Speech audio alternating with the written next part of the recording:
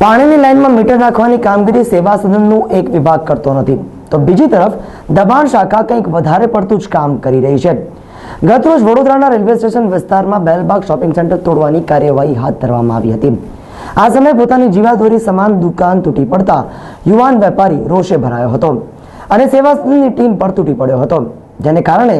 યુવાન અને દબાણ શાખા વચ્ચે ઘર્ષણ સર્જાયું હતું। વડોદરા શહેરના રેલવે સ્ટેશન વિસ્તારમાં આવેલ ન્યૂ બેલબાગ શોપિંગ સેન્ટર તોડવા માટે ગત રાત્રે કામગીરી હાથ ધરવામાં આવી હતી। સાંજે 7 વાગે નોટિસ આપી માત્ર 2 કલાકમાં ખાલી કરવા જણાવાયા બાદ શોપિંગ સેન્ટરમાં આવેલ દુકાનોવાળાઓને લાચાર બનીને હાફડા ફાફડા થઈ દુકાનમાંથી માલ સામાન કરવા માટે દોડાદોડી કરવી મૂકી પડી હતી। બીજી તરફ અચાનક જ દુકાનો ખાલી કરાવી દુકાનો તોડી પાડવાની કાર્યવાહી થતા ધંધો રોજગાર છીનવાઈ જવાથી દુકાનદારોમાં ઉગ્ર રોષ જોવા મળ્યો હતો અને દબાણ શાખાની ટીમ સાથે ઘર્ષણ પણ સર્જાયું હતું। ત્યારે રાત્રિના સમયે વધુ એક વખત મહાનગરપાલિકા તંત્રએ સ્ટેશન વિસ્તારમાં તોડફોડ શરૂ કરી હોવાની વાત વાયુ વેગે ફેલાઈ જવાથી કુતૂહલવશ લોકોના ટોળા ઉમટી પડતા ઉત્તેજનાસભર દ્રશ્યો સર્જાયા હતા।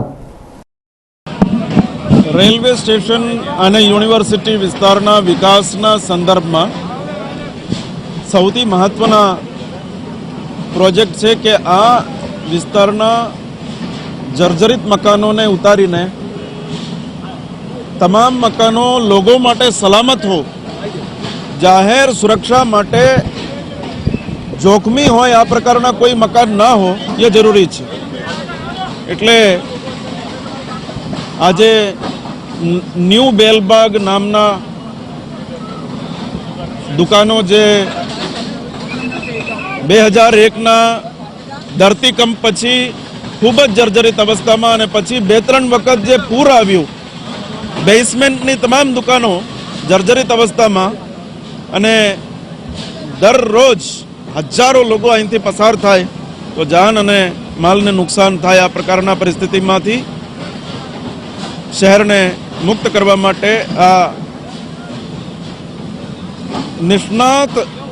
ઓપિનિયન લીધા પછી, એક્સપર્ટ ઓપિનિયન લીધા પછી આ દુકાનો દૂર કરવાના નોટિસ આપ્યા, ખાલી કરવાના પૂરતા સમય આપ્યા અને લોકોને જાન અને માલને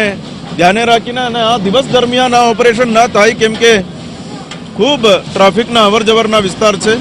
એટલે રાત દરમિયાન જ આ ઓપરેશન થાય। એટલે આજે આ કામગીરી હાથ ઉપર લઈને લગભગ 56 જેટલા દુકાનો આજે